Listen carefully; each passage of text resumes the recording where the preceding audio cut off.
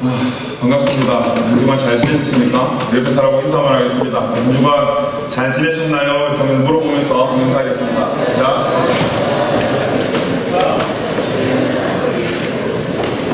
이번 주부터 예배 순서를, 예배 시간에는 좀 예배만 좀 집중을 하고 마치고 2부 순서에 축복도 하고 새로운 오신 분 환영도 하고 이제 한 달에 한 번씩 생일 축하도 좀 해주면서 오시는 많은 분들에게 그런 축복의 시간들을 많이 가지려고 합니다.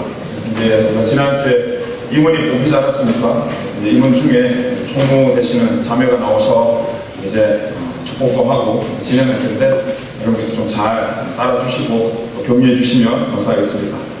오늘 코라비 제가 뉴스 그룹도 같이 이렇게 하고 있는데 거기서 일이 좀 생겼어요. 애들이 싸웠어요. 2대1로 싸웠는데 왜 싸웠냐고 물어보니까 얘가 나를 놀렸다는 거예요. 그래서 얘들이 이제 저한테 막 호소를 막 영어 막 하는데 무슨 말인지 모르겠는데 막 계속 듣고 있는데 픽이라는 단어가 딱 들어오길래 뭐? 무슨 애가 그러니까 놀림 받은 애가 얘가 나를 돼지라고 놀렸다는 거예요. 그러니까 이 두 명이 그거 장난이야 하는데 그 놀림 받은 애가 너들이 들어도 그게 장난이지 막 깊은 공감이 막 되더라. 이게 어떻게 장난이야 싶기도 하고 막 그런 생각하고 난 시간 너희들이야 장난이지 나한테는 실전인데 하면서 그런 마음이 들고 어쨌든 걔들 좀 이렇게 화해도 시키고 한다고 시간을 보니까 1시 40분이더라고요. 그래서 지가 그랬다 싶어서 했는데 그래도 시간 맞춰 잘 나왔습니다. 우리 지난주에 이어서 믿음으로 설명하라는 제목으로 이렇게 좀 말씀을 나누려고 합니다. 우리 지난주에 핵심을 잠깐 이야기를 하면 우리가 움직이는 이 동작과 전전이 같은 말이 아니라는 것입니다. 마치 쇼핑센터에 있는 그 장난감 자동차가 1분을 넣으면 30초를 아주 열심히 움직이다가 1분의 가치가 끝이 나면 그 장난감 자동차가 서죠. 서슴에도 불구하고 그 자동차의 자리는 항상 그 자리라는 것입니다. 우리가 1시 반이라는 예배 시간부터 3시까지 주어진 시간 앞에 열심히 움직이지만 이 3시에 예배가 끝났을 때 우리 신앙이 전진되어 있지 않고 그 자리에 있다는 것이 하나님 보시기에 다른 신앙의 모습이 아니라는 거죠. 여러분 좋은 학교들의 특징이 있습니다. 뭐냐면 들어가기가 어렵다는 거예요. 열심히 공부를 해야 돼요. 그만큼 노력을 해야지만이 들어갈 수가 있습니다. 그렇게 어렵게 들어간 학교이기 때문에 거기 학교에 다니는 아이들의 이 프라이드가 장난이 아닙니다. 물어보지도 않았는데 나 어디 학교 다닌다 그러고 그 학교의 대표되는 막 이 티셔츠를 입고 다니면서 자기가 이 학교 학생이라는 거에 대한 자랑들을 하게 되죠. 근데 한국의 많은 대학들 가운데 성적이 좋지 않아도 들어갈 수 있는 대학들이 있습니다. 혹시 학생 수가 모자라서 성적이 좋지 않아도 들어갈 수 있는 대학들이 있습니다.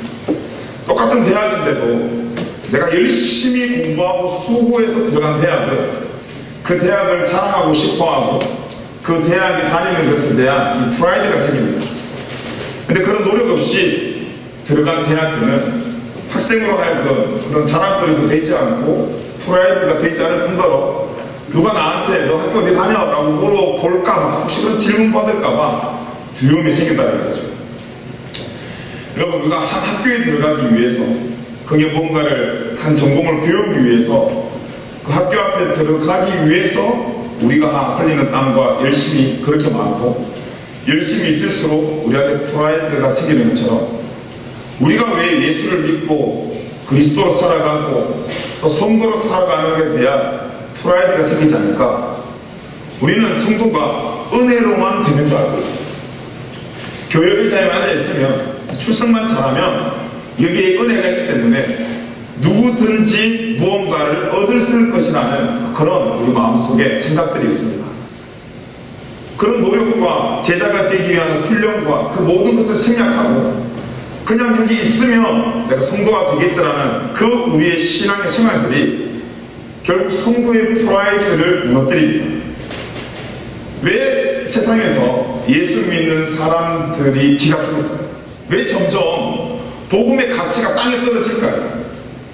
옛날 이 제자 시대, 예수님 시대 이후 이 사도행전 시대 때는 제자들이 가는 곳곳마다 난리가 났는데 복음의 폭풍이 불었는데 왜 우리에게는 그 폭풍이 없을까요? 생각해보면 그 제자들이 사도행전이라는 그 행전의 시대에 들어가기 전에 마태, 마가, 누가, 요한복음에 보면 이 사복음서에 예수님으로 하여금 이 제자들이 훈련을 받았다는 거예요. 제자 훈련을 받았습니다. 그만큼 제자라는 자리가 얼마나 귀한 자리인지, 크리스찬과 성도의 자리가 얼마나 귀한 자리인지에 대한 노력과 훈련에 짧지 않은 시간들이 있었다는 거예요. 그 짧지 않은 시간을 통과한 뒤에 이들이 입학한 것이 제자 학교입니다. 그랬더니 세상에 어떤 말을 하더라도 제자로서의 프라이드가 꺾이지 않았던 거예요.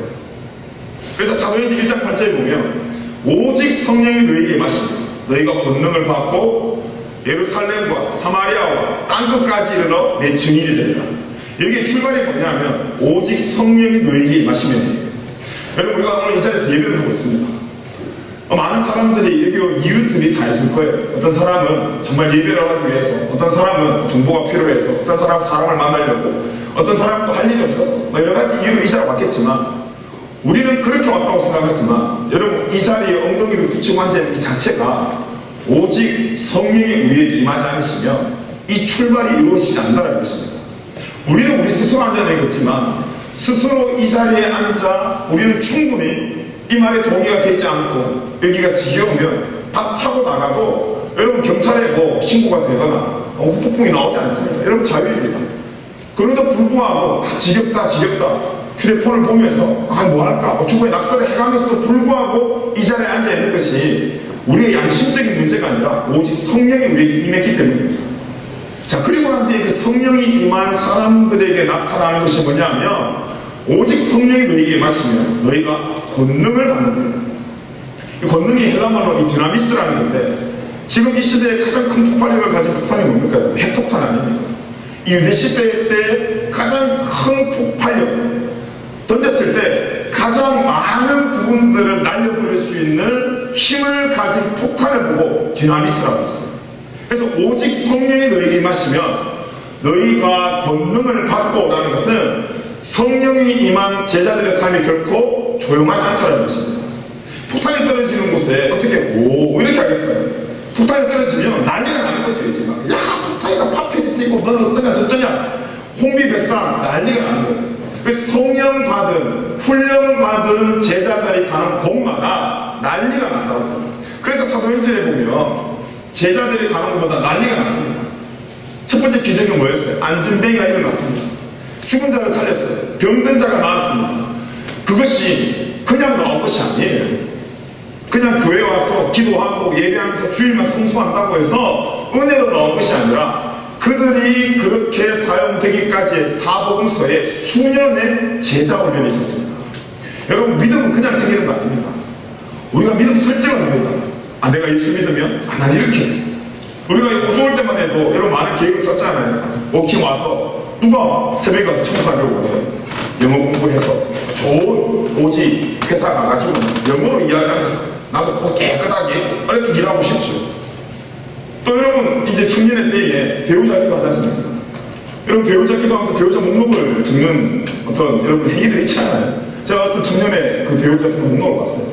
1번은 그래도 양심적으로 하나님 믿는 사람, 크리스치만 봐도 너무 성의 없어 하나님 믿는 사람. 지금 2번부터가 그게 진심인데 키가 180이야. 연봉이 얼마야? 쌍꺼풀이 있어야 되고 손을 맞았을 때 손의 크기는 어때야 되고 너무 디테일하게 잘 적어놨어요. 왜 배우자, 형제는 자매에 대한 디테일을 적어놨고 자매는 형제에 대한 디테일을 적어놨습니다. 20대 때 할 수 있는 일이에요. 20대 초반 때 여러분 자유롭게 그러면서 배우자 기도 엄청 하세요. 막 적었어요.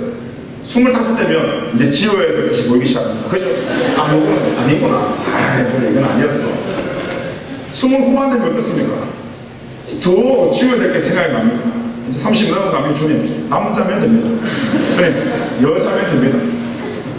점점 가면 갈수록 어때요? 자신감이 떨어지면서 점점 가면 갈수록 허세와 거품들이 사라지기 시작한다는 거예요.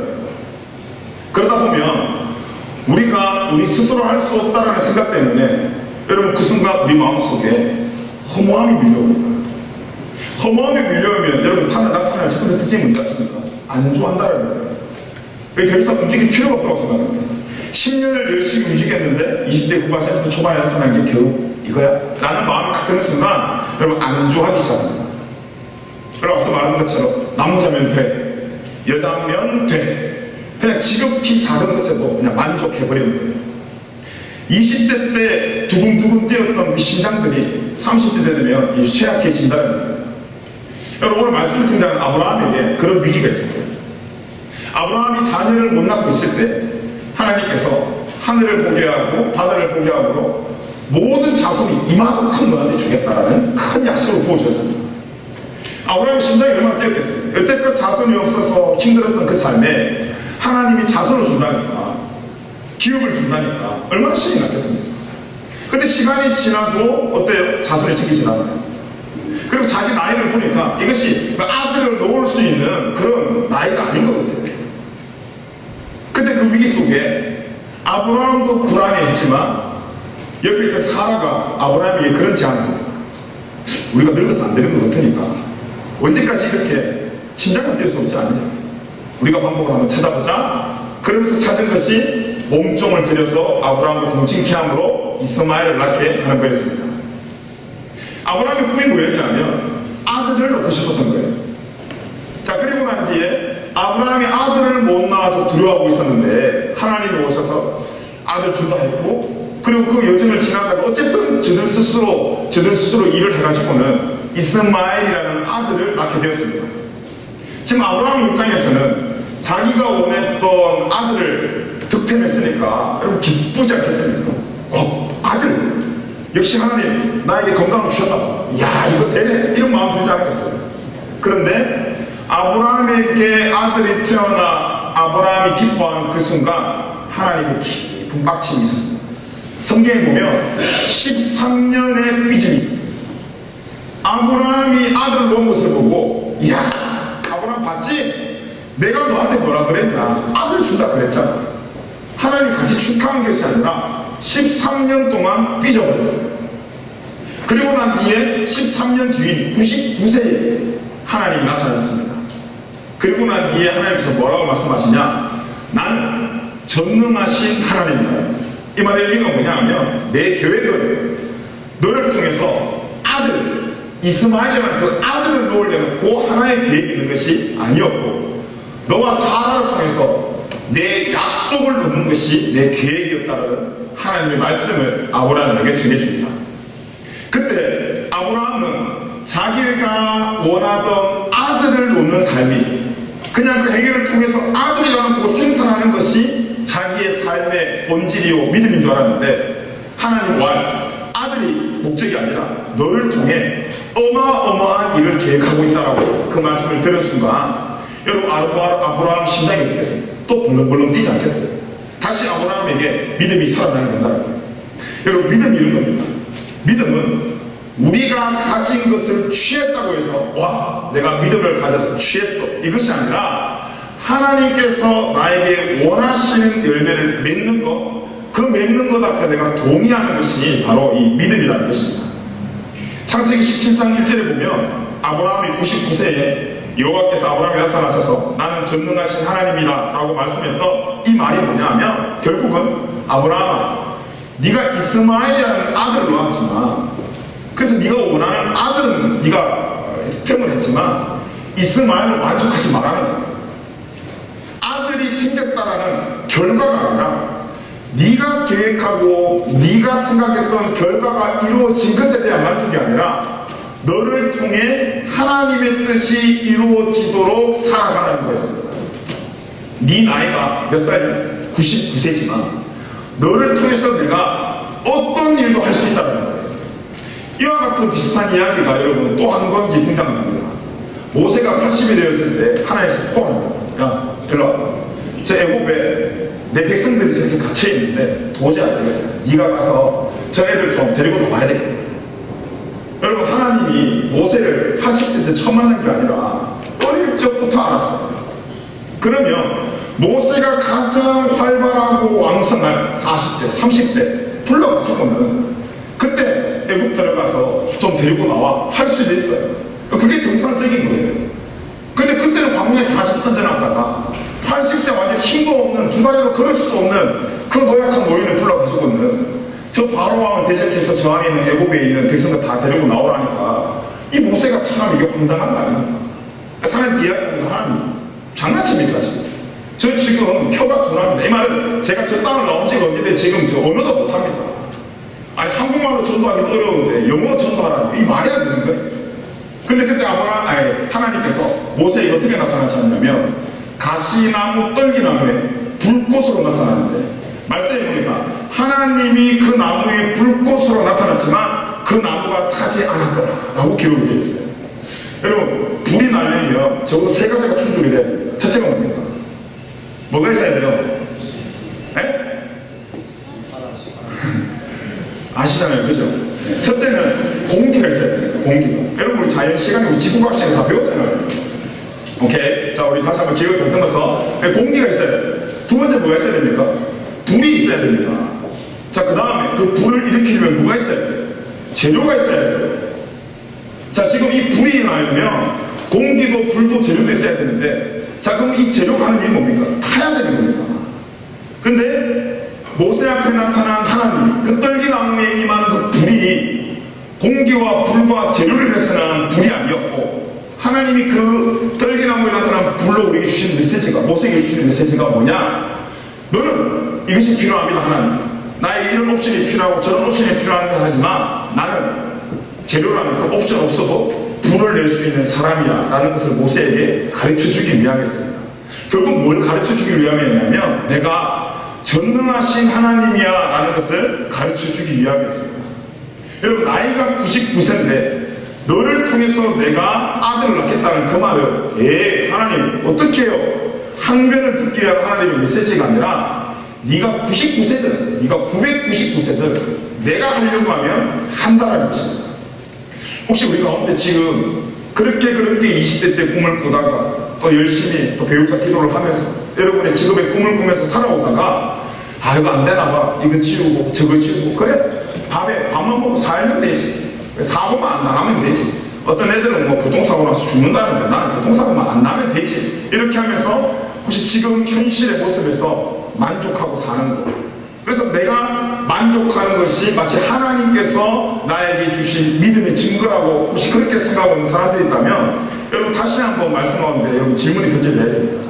이것이 내가 원하는 것인지 아니면 하나님의 뜻인지 이스마엘이 아브라함이 원했던 그냥 아들뿐이었는지 그 이스마엘이 정말 하나님께서 아브라함에게 주시려고 했던 아들인지 이 말씀을 통해서 우리가 질문을 던져야 돼요. 그래서 우리 마음속에 하나님의 뜻이 아니더라도 내가 원하는 것이면 어떤 방법으로도 생기면 괜찮아 이것이 결국 믿음이 아니라는 것입니다.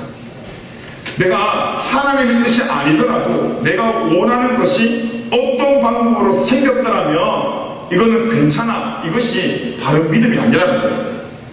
여러분 늦지 않았습니다. 20대 초보다 20대 중반이 늦은 거 없고 20대 후반이 늦은 거 없고 30대 40도 중 30 후 50 후 60이 늦은 거 같지만 오늘 이 아브라함의 이야기를 한번 보면 여러분 결코 99세 밑인 저희들은 늙지 않았고 결코 우리는 늦지 않았습니다. 그래서 유엔 조사표에 보니까 청년이 언제까지인가 80까지가 청년이에요. 그걸 정한 사람이 성경을 봐고 그런 말을 했는지 모르겠지만 여튼 80대가 청년이면 우리 여기 모두가 여러분 청년입니다. 스스로 우리가 노인을 만드는 거예요. 벌써 30이야. 앞에 숫자가 바뀌었어. 어쩌고 저쩌고 하면서 스스로 우리가 늙은이로 가고 있는 거지 성경은 믿음이 있는 자는 젊은이라는 거예요. 그런 의미에서 오늘 이 예배가 나이가 어려서 청년이 아니라 우리 마음속에 믿음이 살아 움직이기 때문에 저와 여러분들이 청년이라는 것입니다. 자 그리고 난 뒤에 하나님께서 그렇게 다시 한번 믿음이 들어간 아브라함에게 뭐라고 말씀하시느냐 창세기 17장 5절 말씀인데 우리 제가 읽어드리겠습니다. 이제 후로는 내 이름을 아브라함이라 하지 아니하고 아브라함이라 하리니 이는 내가 너를 여러 민족의 아버지가 되게 하려 함이니라. 원래 우리가 알고 있는 아브라함이라는 이 사람은 이름이 원래부터 아브라함이 아니라 아브라함이었습니다. 믿음 없을 때 하나님을 그냥 신이라고만 알고 있을 때 아브라함이었던 이 아브라함이 하나님의 약속을 상기시키면서 그 그 약속 앞에 심장이 뛰었어요. 약속에 대한 기대의 심장이 뛰었어요. 이것을 믿음이라고 합니다. 믿음이 들어오고 나니 하나님께서 그 이름을 아브라함이라고 바꿔줬다고 해요. 결국 이 아브라함의 뜻이 뭐냐면 모든 열국의 아버지, 세상의 모든 아버지의 대표라는 뜻입니다. 곧 이 아브라함의 이름이 지금까지 우리가 믿음의 조상 아브라함이라는 이 브랜드가 되어버렸죠. 하나님께서 아브라함처럼 이름이라는 브랜드를 바꾸신 사람들이 여러 명 있습니다. 우리가 잘 아는 야곱을 이스라엘. 야곱이 뭐예요? 뜻이 뒤꿈치를 잡고 시기하는 자, 질투하는 자. 이스라엘은 뭡니까? 이스라, 하나님을 이긴 자. 이렇게 이름이 바뀌었어요. 시몬도 베드로도 사울도 모두가 이름이 바뀌면서, 이름이 바뀌었다는 것은 뭡니까? 그 삶이 바뀌었다는 거예요. 의미가 바뀌었다는 거예요. 여러분, 우리가 하나님을 믿으면서 우리의 이름이 문준영이 이상한 박준혜로 바뀌었고 그런 개념이 아니라 우리가 우리 이름으로 살아가는 정체성과 기준과 의미가 달라진다는 거예요. 이제껏 아브라함은 아들을 낳기 위해 살았어요. 자기가 원하는 그 아들 한 명 놓으려고 살았다고. 근데 아브라함으로 바뀐 이 아브라함의 삶은 더 이상 아들을 놓으려는 삶이 아니라 하나님의 약속을 이루어내는, 하나님의 계획 앞에 순종하는 삶을 살기를 원했다고. 브랜드가 바뀌었다는 것은 가치가 바뀌었다는 것입니다. 우리의 이름과 신앙인의 브랜드가 바뀌었다는 것은 하루하루 삶의 우리의 가치가 바뀌었다는 것입니다. 그래서 우리는 하나님을 믿음으로 이 자리에 앉아서 마치 쇼핑센터에서 움직이듯이 정해진 시간에만 움직이고 동작이 멈췄을 때 전진하지 못한 그 제자리에 있는 사람들이 아니라 동작하는 만큼 움직이면서 그 모든 움직임의 이유의 설명을 믿음으로 하는 사람들이에요. 세상에 왜 너 이렇게 사냐? 세상에 너 왜 이런 식으로 살아가냐라고 질문할 때 여러분, 성도의 브랜드를 가진 사람은 여러 가지 생각할 필요 없습니다. 믿음 때문에 그런 게 산다라고 이야기하면 됩니다. 너 왜 그 학교를 선택했냐? 왜 꿈을 선택했냐? 직업을 선택했냐? 아브라함에게 너 왜 하갈을 만나냐? 라는 질문은 아들을 얻기 위함이었습니다. 그런데 왜 99세에 다시 사라와 동침했냐는 것은 아들을 얻기 위함이 아니었습니다. 믿음 때문이었습니다. 동일하게 이전에 우리가 하나님과의 어떤 가치와 만남에 부족함이 있을 때 왜 너 그 학교 가냐? 이 학교 나와야 잘 살 것 같았어요. 왜 저 사람 만나냐? 저 사람 만나야 내 삶이 뭔가 유익이 될 것 같았어요. 그래서 마치 아브라함이 처음에 아들을 얻기 위해서 모든 행위를 했던 우리의 모습이 이제 그 아브라함이 아브라함으로 바뀌고 난 뒤에 모든 질문이 내가 주님을 믿음으로 99세에 내가 아들을 놓을 것이라는 그런 심장 뛰는 삶을 살았습니다. 고백했던 것처럼 왜 워킹 오셨습니까? 왜 이 학교 선택했습니까? 왜 이 직업 선택했습니까? 왜 꿈을 선택했고 왜 이 사람을 만납니까? 라는 많은 질문에 브랜드가 바뀐 아브라함격 우리의 대답은 믿음 때문이다. 나는 잘 모르겠어요. 여기서 뭘 해야 될지, 여기서 이 사람을 만나서 무슨 대화를 해야 될지, 내가 여기서 어떤 성공을 해도 나는 잘 모르겠어요. 99세 아브라함이 그랬지 않겠습니까? 80세 때도 아슬아슬했는데 99세 때 무슨 아들을 놓겠냐 싶은 그런 마음이 있지 않겠어요? 그래도 불구하고 아브라함이 순종할 수 있었던 것은 다른 것이 아니었습니다. 약을 의존하지 않았어요. 그 시대에 그런 약이 있었겠습니까? 요즘 인터넷에 운동하는 사람들 약 때문에 난리가 났지만 옛날 시간에 옛날 시대에 그런 약이 있었어요. 의존할 게 아무도 없다고. 그런데도 불구하고 99세에 사라의 아내와 동침했다는 것은 행위를 믿고 들어간 것이 아니라 믿음으로 들어갔다는 것입니다. 그래서 우리 성도들의 모든 행동이 믿음으로 설명이 되어야 하고 믿음에서 나와야 된다는 거예요. 그 믿음이 뭐라고요? 하나님께서 나를 사용하실 것이라는 심장 뛰기예요. 여러분, 하나님께서 한 영혼도 아무 쓸모없이 창조하지 않았습니다. 우리가 오늘 식사하시고 여러분 시간 좀 남으신 분들은 카페 같은 데 가서 커피 한 잔씩 다 하고 오셨죠. 여러분, 날 더우니까 뜨거운 것보다 우리가 차가운 것을 원하지 않습니까? 그 아이스 음료수 먹을 때 그 테이크웨이 컵에다가 뭘 꼽아줍니까? 빨대 하나 꽂아주잖아요. 아주 유용하게 우리가 좀 잘 빨아먹지. 여러분, 그 빨대 얼마 할까요? 원가가 그 1센트는 할까요? 여러분, 1센트도 안 하는 그 빨대도 만들 때 목적을 가지고 만들었습니다. 여러분, 자오를 한번 보세요.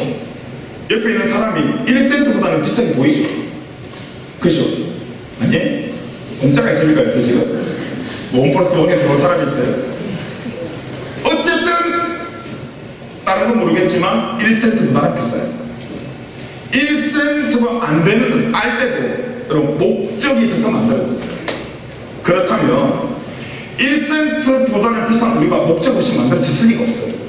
자, 그 목적 있게 내가 오늘 이 땅에 왔다는 걸 믿는 것이 믿음이에요. 내가 오늘 이 가게에 들어간 거, 이 사람 만난 것도 분명히 목적이 있고 하나님의 계획이 있다는 것을 내가 그 순종하고 그 자리에 동참하는 것이 믿음이다 이 말이에요. 그래서 여러분 청소를 하더라도 불평하는 마음으로 하지 마시고, 여러분 어떤 일이 힘들더라도 또 누구한테 힘들더라도 불편하지 마시고, 도대체 여기서 어떤 이삭이 튀어나올까 두근거리는 심장을 주님 주십시오.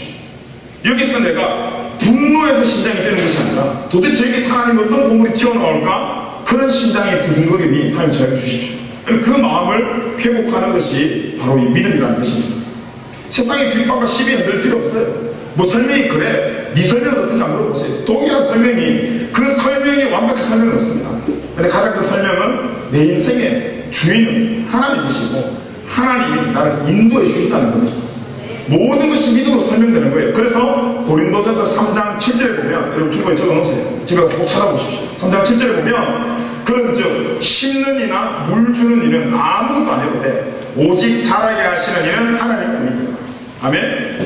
여러분 우리가 공부하면서 심고 돈 벌면서 심고 물 주고 세상의 부모님이, 내 친구들이, 또 직장에, 또 학교의 교수님들이 막 우리를 해주는 것 같지만, 공급해주는 것 같지만 아무것도 아니에요.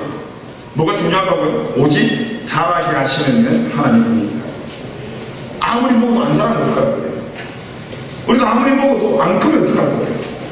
근데 주는 이는 누구나 할 수 있지만 그것을 자라게 하는 것은 하나님밖에 없다는 것입니다.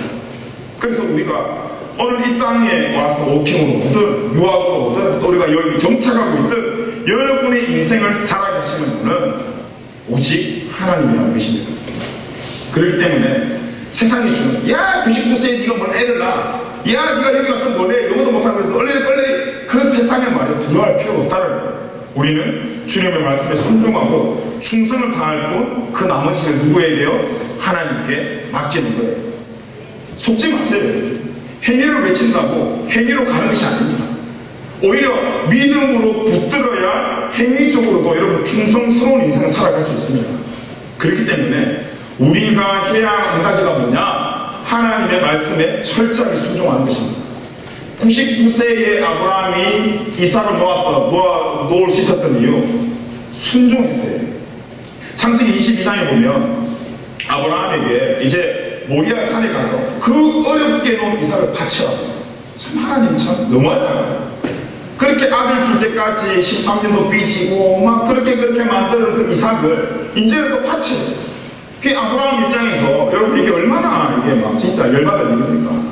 26년 삐져도 하나님한테 항소할 수 없는 정도로 여러분 열받을 일 아니에요. 이 말씀 앞에서 행위를 믿는 사람은 이렇게 생각한단 말이에요. 이것이 뭘까? 분석하는 거예요. 하나님께서 이렇게 줬는데 왜 갑자기 또 달라 그러지? 아니 뭐지? 이거 나 가지고 노나? 이렇게 생각하는 자체가 뭐냐 하면 결국은 행위를 믿는 사람들이라는 거예요. 그렇게 하나님의 영역에 대해서 고민하다가 정작 논리와 정당성을 가지고 어떻게 하냐? 순종을, 행동을 못하는 거예요. 고민하면 여러분 결코 일을 하지 못합니다.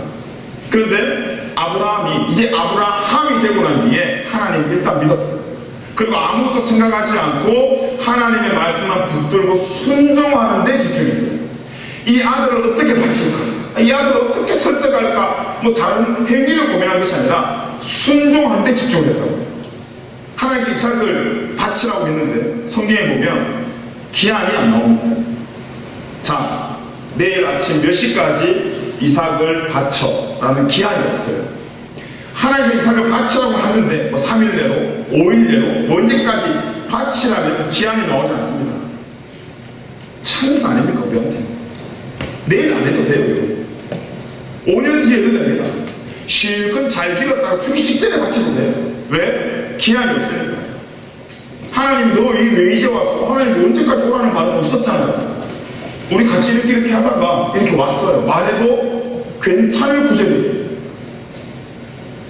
다시 말하면 아브라함 입장에서는 하나님께 바치라는 시간이 정해져 있는 것이 아니니까 아들을 데리고 30년 뒤에 가든 50년 뒤에 가든 아무 문제가 되지 않는 말씀이었습니다.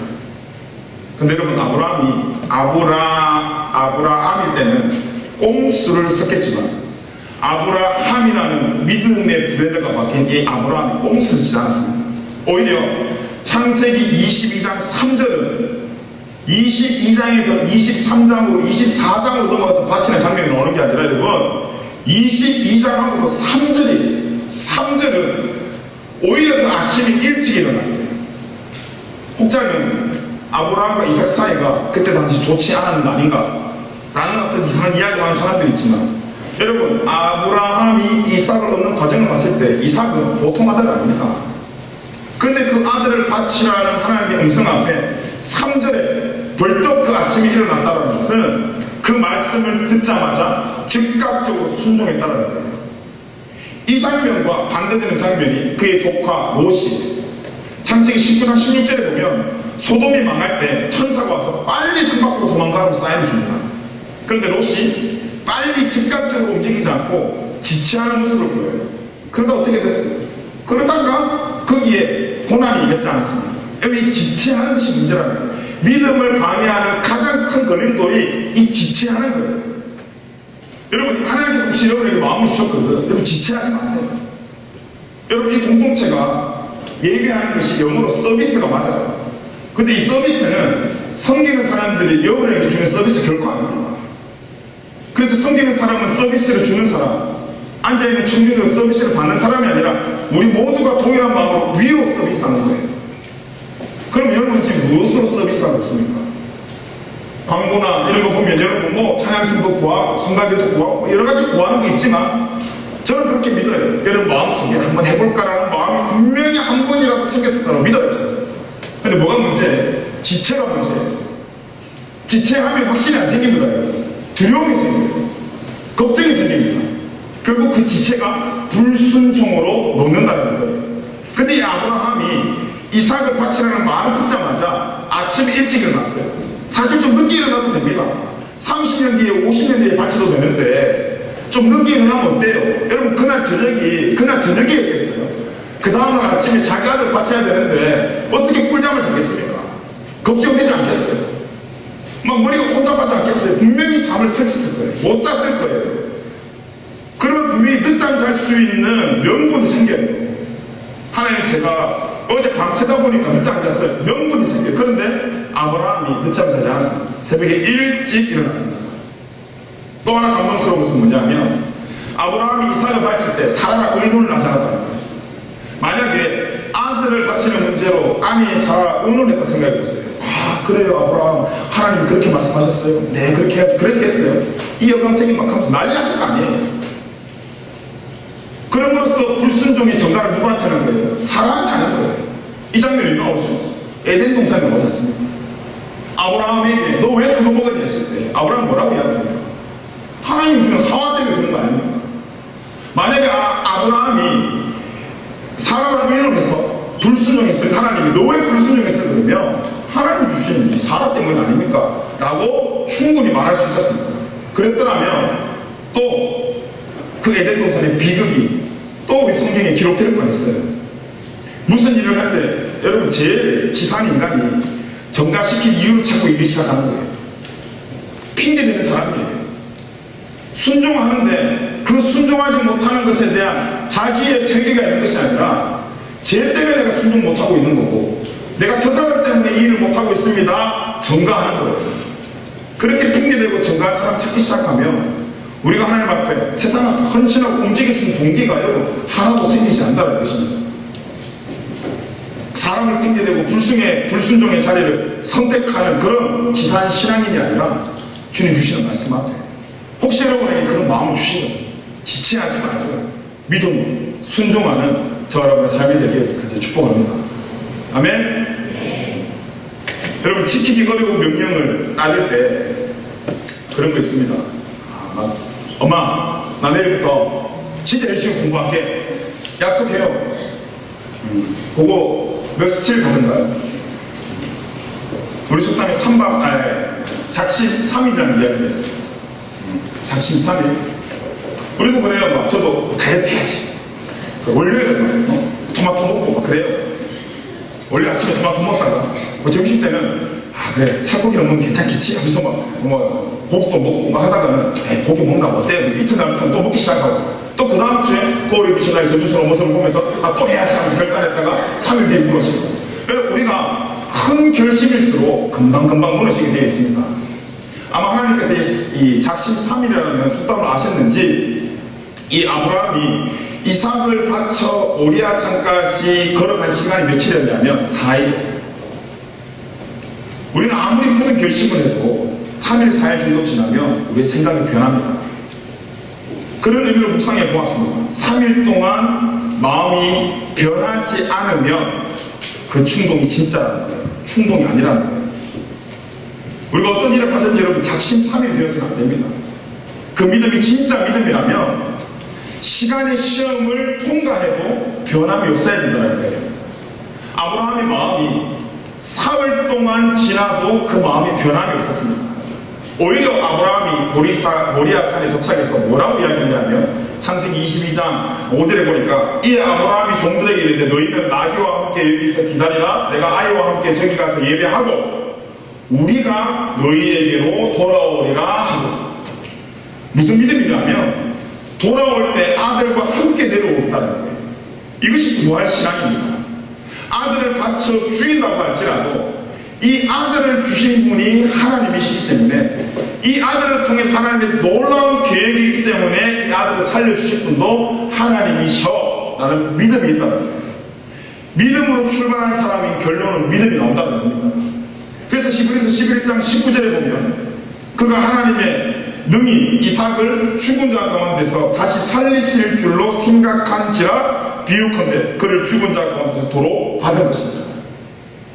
이 정도 큰 믿음이 아브라함에게 있었습니다. 아브라함이 4월 동안 걸어가면서 생각하지 않았습니까? 이거 진짜 하나님 음성 맞나? 하나님 혹시 이삭을 얼마나 사랑하시는지 시험하는 건 아닌가? 복잡한 생각이 들지 않겠습니까? 하나님이 이삭을 죽이면 나한테 자손이 없는데 하나님 분명히 나한테 자손이 많아질 거라고 했는데 이거 잘못된 거 아닌가? 근데 아브라함 마음속에 그런 세상적인 마음이 자리 잡은 것이 아니라 아브라함의 브랜드 마음속에 그래 죽어도 살 것이야 라는 마음이 생겼다는 거예요. 이것을 믿었다는 거예요. 그래서 빌립보서에 보면 내게 능력 주시는 자에서 내가 모든 것을 할 수 있다는 이 말씀은 난 망해도 괜찮고 성공해도 괜찮습니다. 왜냐? 나에게는 그리스도가 있기 때문입니다 라는 말씀처럼 이삭이 죽고 사는 것이 문제가 아니라 나한테 전능하신 하나님이 있다면 그 문제는 나한테 문제가 더 이상 되지 않는다는 거예요. 그 믿음이 아브라함에 생겼다는 것입니다.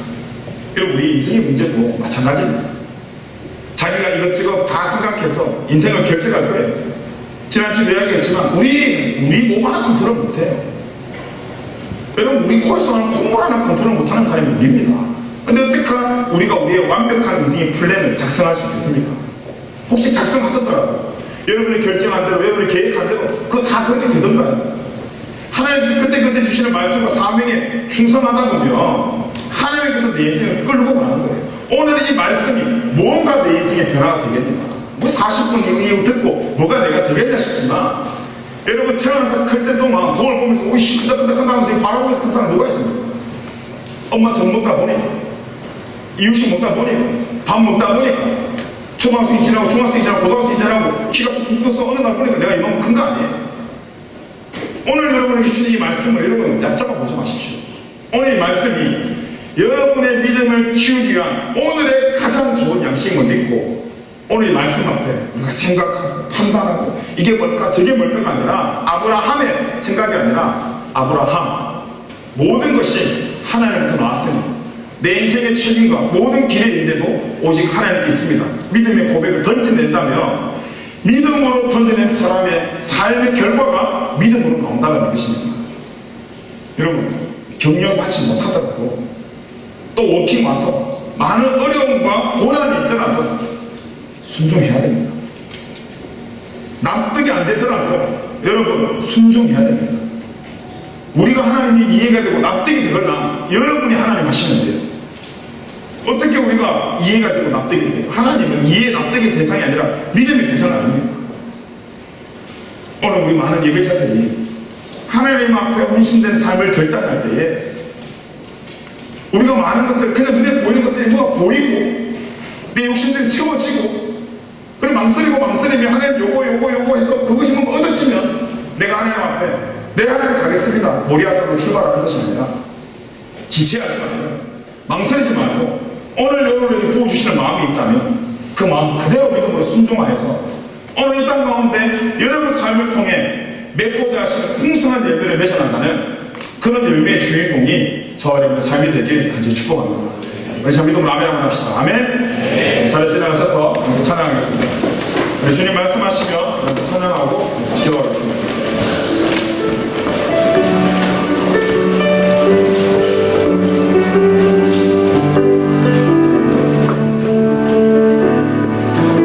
우리 말씀을 생각하면서 찬양하겠습니다. 주님 말씀하시며 주님 말씀하시며 내가 나가리라. 주님 뜻이 아니면 내가 멈춰서리라. 나의 가고 서는 것 주님 뜻에 있으니 오 주님 나를 다시 한번 고백합시다. 주님 말씀하시며 주님 말씀하시며 내가 나가리라. 주님 뜻이 아니면 내가 멈춰서리라.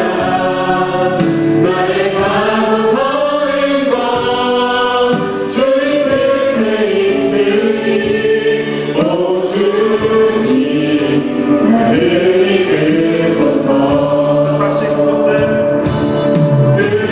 뜻하시는 곳에 나의 길이 원합니다. 이끄시는 대로 순종하며 살리니 연약한 내 영혼 통하여 일하소서. 주님 나라와 그 뜻을 위하여 뜻하시는 곳에 나의 길이 원합니다. 이끄시는 대로 순종하며 살리니 연약한 내 영혼 통하여 일하소서. 주님 나라와 그 뜻을 위하여 오 주님 나를 이끄소서. 나를 이끄소서. 오 주님 나를 이끄소서. 네, 우리 시간 기도합시다. 오늘 말씀 우리가 함께 생각하면서 심는 이나 물 주는 이는 아무것도 아니거든 오직 자라게 하시는 이는 하나님뿐이니라. 심는 이나 물 주는 이는 보이는 것이 있어야 움직입니다. 그런데 자라게 하시는 하나님은 행위를 통해 우리에게 다가오는 것이 아니라 오늘 그 말씀을 믿는 여러분에게 다가오셔서 오늘 우리를 사용하시고 또 우리 삶 가운데 수많은 열매를 맺게 하실 것입니다. 오늘 우리에게 주시는 말씀, 여러분에게 오늘 들어올 그 말씀, 여러분 씹어 뱉어내지 마시고 한번 꼭꼭 씹어보십시오. 그리고 오늘 말씀이 나에게 원하시는 게 뭔지 우리가 한번 잘 묵상하면서 지체하지 마십시오. 우리에게 날들이 많지가 않습니다. 항상 우리의 끝날입니다. 지체하지 말고 주시는 말씀 앞에 순종하며 이 땅에서도 하나님께 쓰임받는 인생 되게 하여 주시옵소서. 이 시간 우리 간단하며 우리 주 한번 외치고 우리 간절히 주님께 기도해 나갔으면 좋겠습니다. 함께 기도하겠습니다. 주여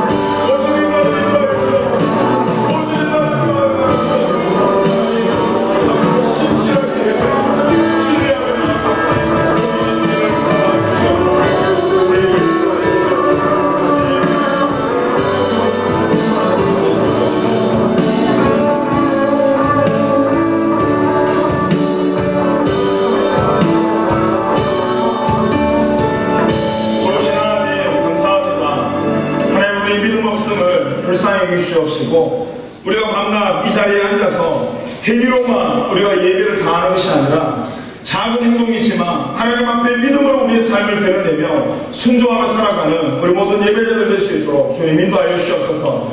우리 눈앞에 보이는 그 상황 앞에 기죽지 않도록 주님 우리를 붙잡아 주시고 그 상황조차도 만드신 전능하신 하나님의 우리의 아버지심을 믿고 이번 한 주간도 승리하며 살아가는 우리 예배자들 될 수 있도록 주님 인도하여 주시옵소서. 오늘 말씀을 통해서 우리에게 부어주신 하나님의 마음이 있다면 주님 지체하지 않고 순종케 하시고 그 순종하는 현장마다 하나님의 아름다운 열매가 되셔나가는 귀한 은혜가 생길 수 있도록 주님 인도하여 주시옵소서. 이번 한 주간 그렇게 믿음을 내어버리며 승리하며 살아가는 저희들의 삶 가운데 주님 늘 함께 동행하실 줄 믿고 예수님의 이름으로 기도드렸나이다. 아멘. 유시금을 하겠습니다. 하늘에 계신 우리 아버지여 이름이 거룩히 이름을 받으시오며 나라의 나옵시며 이 뜻이 하늘에서 그것과 같이 땅에서 이루어지리라. 오늘날 우리에게 그동안 양식을 주옵시고 우리가 우리에게 죄지은 자를 사하여 준 것 같이 우리 죄를 사하여 주옵시고